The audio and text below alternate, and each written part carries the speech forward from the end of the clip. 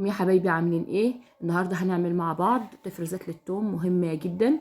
زي ما انتوا عارفين ان الثوم من السنه للسنه هنخزنه بطريقه سهله جدا وبمكون واحد بس، بدون اي عك ولا اي تفاصيل، هيتعمل ويفضل معاكي زي ما هو من السنه للسنه باذن الله. وكمان هنعمل مع بعض النهارده الثوم البودر في البيت بمنتهى البساطه بدون اي تعب ولا اي مجهود.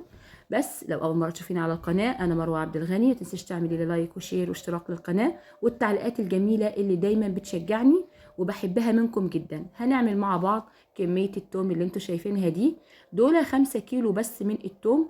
انا هقسم الكميه بتاعتي على 2، الخمسة دي، وبعد كده انا هعمل 5 تانيين بس عشان اخفف على نفسي شويه. هنبدا ان احنا بنجيب التوم ونقطع الراس اللي موجوده من فوق زي ما انتوا شايفين بالشكل ده. بنقطعها، مش هنغسله ولا هنعمل اي حاجة، هيتجاب من السوق على طول على البيت وهنقطع بالشكل ده. طبعا بالنسبة للكمية بتاعتنا دي حسب كل أسرة ما بتستهلك، يعني كل واحد عارف استهلاكه قد ايه للتوم. فأنا باخد بالظبط 10 كيلو وبخلي 5 كيلو زي ما هم كده، مش بحطهم في الفريزر، بيبقوا معلقاهم في البلكونة. خلاص كده علشان يبقى الموضوع بما يرضي الله زي ما انتوا شايفين كده. تمام. فانا هبتدي معاكم التفاصيل البسيطه دي، لان فعلا تفريزات الثوم مهمه جدا، لان احنا بنشتريها في اوقات بيبقى سعرها غالي جدا، وبعد كده حرام ان انت تشتريها بالسعر ده. خزنيها وحطيها في البرطمانات وتحطيها في الفريزر، هتاخد معاكي باذن الله من السنه للسنه، مش هتبوظ منك ولا هتحصل لها اي حاجه باذن الله تعالى. خلاص كده انا هقطع معاكم كل الكميه بتاعه الثوم بالشكل اللي انتوا شايفينه. انا بستعمل المقص، لو انتوا حابين تستعملوا السكينه مفيش مشكله، بس المقص بيبقى سريع وبيسهل معاكي القطع بتاعها على طول كده زي ما انتوا شايفين. خلاص كده الكميه بتاعتنا دي مكونات ل5 كيلو زي ما انا قلت لحضراتكم. مفيش ابسط ولا اسهل من كده. انا خلصت الكميه بتاعه التقطيع في البدايه. طبعا بالنسبه للعروق دي عروق ناشفه مش هتنفع معانا ابدا لاي استعمال، فانا هاخدها كده وهرميها كده، دورها انتهى لحد كده. بس لو انت هتحطيها في الشمس اللي هي في البلكونات ما تشيليش الحته دي، لان هي دي الحته اللي بتخلي التومه قاعده زي ما هي كده، الراس بس اللي احنا هنستعملها. خلاص كده هنبدا مع بعض في الطريقه. اول حاجه انا هجيب معايا صينيه الومنيوم، وكمان معايا بوله كبيره. هحط هنا القشر بتاع التوم في الصينيه، وبعد كده هناك هحط في البوله التانية هحط التوم بعد ما يتفصص. انا هجيب معايا السكينه، وبعد كده هشيل الحته الراس اللي هي عامله زي الشعر اللي بتبقى موجوده فوق راس التومه. خلاص كده مش هيتقشر ابدا، انت هتخلي التوم زي ما هو كده، مش هتقشريه، بس هتشيلي الطبقات اللي بتبقى بين الفواصل، يعني كل بين طبقه وطبقه في التوم بيبقى فيه موجود ورقه. هنشيل الورقه دي ونحطها في الصينيه، لان احنا طبعا هنستعملها واستعمالها هيبقى حلو وحيوي جدا ليكي. خلاص كده زي ما انتوا شايفين انا بفصصها وبطلع التوم هحطه في البوله، والقشر انا مش هرميه، على طول كده هتحطيه في الصينيه الالومنيوم. تمام كده. طيب بالنسبه للتوم احنا هنخلي ايه الموجود؟ انت هتخلي التوم بس، اما بالنسبه للقشر انت هتطلعي الطبقات اللي احنا قلنا عليها، الورق اللي بيبقى في النص والروس اللي بتبقى موجوده في الزوايا بتاعه التوم. تمام. وفي حته خشبيه كده بتبقى موجوده اللي هي بيتلف حواليها التوم كله، فدي برضو احنا هنشيلها. خلاص. يبقى كده منتهى البساطه، انت هتخلصي هي دي الحته اللي بقول لكم عليها، هنرميها برضو مش هنستعملها. هنخلص كل الكميه بتاعه التوم حسب ما كل اسره بتحتاج لحد الموسم ما ينتهي، يعني في 10 20 30 حسب اسهل طريقه النهارده، مش هتحيرك ابدا من بعد دلوقتي. انا بستعملها من سنين، الطريقه دي انا بعملها من سنين بصراحه، وبسيطه جدا وبتريحني. هي بتاخد معايا وقت في يوم ما انت بتبداي ان انت تخزني التوم، لكن بعد كده باقي السنه خلاص بقى انت بتبقي بتطلعي من الفريزر على الحاجه اللي انت بتستعمليها على طول. فمعلش نتعب يوم واحد ونرتاح باقي السنه باذن الله تعالى. خلاص كده هنقشر مع بعض كل الكميه بتاعه التوم وما نخليش ولا فص يترمي، يعني كله ده هيتضرب بعد كده وهيبقى زي الفل. انا كده خلصت معاكم كل الكميه بتاعه التوم. بس الطريقه بتاعتنا سهله في ان هي ما بتاخدش وقت، يا دوب انت بتفصصي وبتحطي في البوله التانية على طول زي ما انا بوريكم كده بالظبط. تمام كده يا جماعه. اهم حاجه في التوم انك انت ما تكونيش لمستي عليه ميه اثناء ما بتعمليه، يعني ما تحطيش ميه ناحيته انت بتقشريه، مش عايزين يبقى فيه ميه خالص، لازم يبقى جاف تماما. حتى البولات اللي انت بتستعمليها او الصينيه برضو ما يبقاش فيها ميه نهائيا. ودي خطوه مهمه علشان يطلع معاكي التوم ناجح جدا جدا. خلاص كده، في شويه خطوات لو التزمنا بيها في اي عمل هتطلع معاكي زي الفل. خلاص كده، زي ما انتم شايفين انا هخلص معاكم كل الكميه اللي انا بعملها دلوقتي. ادي كده خلصتها، فصصتها كلها وفرست التوم من القشر بتاعه، وطلع زي ما انتم شايفين اللهم بارك. ده توم بلدي ليه ريحه جميله جدا جدا. في عندك نوعين من التوم، التوم البلدي والتوم التاني اللي هو احنا بنسميه الصيني، بيبقى كبير كده وما ينفعش ابدا في ان انت تفرزليه. ادي دي كل كميه القشر بتاع التوم. بتحاولي ان انت تشوفي لو فيها اي حاجه خضراء، لو فيها اي فص توم موجود. لازم تبقى مفيش غير الورق اللي انت شايفاه ده، يشبه الورق الشجر في الصوت بتاعه والهشاشة بتاعته زي ما انتم شايفين كده. فده ما يترميش ابدا، ده كنز بجد، كنز هيغنيكي عن ان انت تشتري من بره التوم البودر، وهيقعد معاكي فترة كبيرة. خلاص زي ما انتم شايفين انا هدخله دلوقتي على الفرن. هنشغل الشواية وهنشغل الفرن من تحت ونوطيها على اقل درجة يستوي براحته جدا.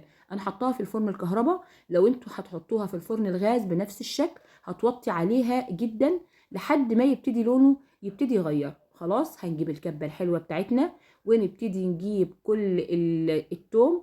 بس انا طبعا مش ممكن ان انا هحط الكمية كلها لان الكمية اللهم بارك كبيرة. هنحاول نقسمها لحد ما نشوف الكمية بتاعتنا هتطلع معانا قد ايه. انا هبتدي ان انا احط في البداية كده اول كبة انا هعبيها للاخر، وبعد كده هحط يعني هي اخدت معايا 3 حطات من التوم.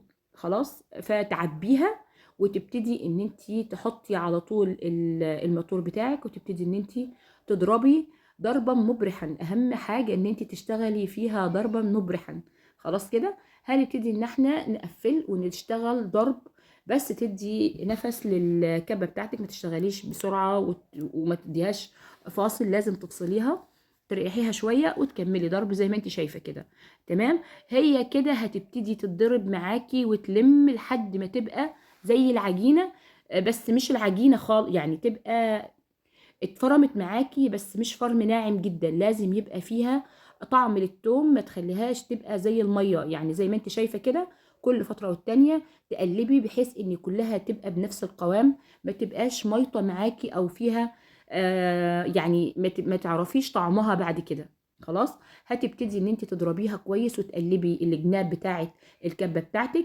لو حابه ان انت تضربيها في الخلاط مفيش اي مشكله، بس برضو الخلاط هينعمها قوي وهيخلي اللي تحت انعم من اللي فوق، فبيبقى صعب شويه الخلاط. خليكي في الكبه احسن، لان انا في سنه من السنين استعملت الخلاط فاللي تحت بقى عامل زي الميه واللي فوق كل ما تقلبي بيبقى برضو مش زي اللي تحت. فتحاولي يا اما تخليه كله مره واحده يا بلاش. لحد كده المرحله الاولى تمام، قلبتها وبقت زي الفل، مش هنضربها اكتر من كده. تمام، هنحط المكون الحلو اللي احنا مش هنخلي فيه اي مشكله بعد كده للثوم. معلقه من الملح العادي بتاع الطعام بتاعنا، وهتبتدي ان انت تضربي الكبه مره تانية. ليه ما حطيناش التوم من البدايه؟ لانك لو انت حطيتي التوم من البدايه طبعا التوم هينزل الميه بتاعته كلها، فهتيجي تفرزليه بعد كده فهتلاقيه بقي ميه، ما بقيش معاكي معجون من التوم. فاهمين؟ اهم حاجه الخطوه دي ان انت مش من الاول للاخر تجيبي على طول الملح. تمام، بعد كده هنجيب معانا البرطمانات بتاعتنا اللي هي كنز برضو في البيت، بتكوني غسلاه كويس جدا ومعقماه وما يكونش موجود فيه ولا حتى نقطه ميه. هنجيب المعلقه ونبدا ان احنا نعبي من الكبه على البرطمان بتاعنا على طول، مفيش اي مكونات تانية هتتحط. انا من سنين بستعمل الطريقه دي وحلوه جدا جدا، وانتوا هتشوفوها معايا بعد كده في اكتر من طريقه لما هاجي اعمل معاكم اكلات معينه، فاكيد هتشوفوا التوم وانا هوريه لكم. تمام كده، زي ما انتوا شايفين احنا مش بنضغط بايدينا على المعلقه اللي فيها البرطمان، يعني ما تضغطيش، لازم تخليها مهوايه زي ما انت شايفه كده، في فتحات بينها وبين بعض. يعني دي خطوه برضو هتنفعك بعد كده لما بتيجي تطلعي التوم لما بيجمد معاكي في الفريزر. فلما هتيجي تحطي المعلقه او السكينه تطلعيه هيطلع معاكي بسهوله، لكن لو انت كتمتيه على بعض وخليتيه متماسك هيتعبك جدا لما تيجي تخرجيه. زي ما انتوا شايفين في فواصل جامده بين كل طبقه والتانيه، فدي مهمه جدا. هتقفليها كويس جدا، محكمه الغلق. واهم حاجه تبقى في البرطمانات، ما تبقاش اكياس، لانك انت ممكن بالكيس هتيجي تطلعيه مثلا بسكينه او باي حاجه، فريحه التوم بتبقى نفاذه جدا، فهتخلي ريحه الفريزر معاكي كلها توم. فاحسن حاجه تفتحيه في البرطمان وتقفليه، فمش هيديكي اي ريحه، هيبقى حلو جدا جدا. تمام. انا كمان هوريكم المره التانية اللي انا حطيت فيها نفس الطريقه. هنحط كميه التوم وبعد كده هتضربيها. مش عايزه اطيل عليكم في الفيديو، فهتحطي الكميه اللي انت عايزه تحطيها وتبتدي ان انت تضربي زي ما انت شايفه بالشكل ده بالكبه زي ما احنا قلنا. هتطلع معاكي حلوه جدا، معجون من التوم حلو، ريحته موجوده لاخر معلقه. وجربيها السنه دي، لان خلاص فاضل 6 7 ايام كده والموسم بتاع التوم ينتهي، وبعد كده هنبتدي ان احنا نشتري من بره باسعار غاليه.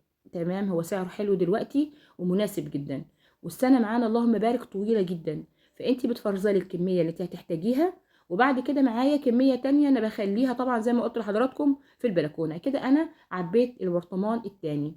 تمام. من 5 كيلو بس، يعني انا ما بكترش اكتر من كده، لاني مش من السنه للسنه، فمش هيقعد اكتر من كده. البرطمان الصغير، اي برطمانات عندك ما ترميهاش، لاني فعلا بتحتاجيها في كل حاجه. دي علبه السمنه 2 كيلو، انا هعبيها كلها برضو، يعني هي اتعبت كلها معايا، الا حته بسيطه فوق، تقريبا اقل كمان من ربع العلبه. يعني اللهم بارك، طلعت معايا كميه حلوه جدا. خلاص كده زي ما انتوا شايفين.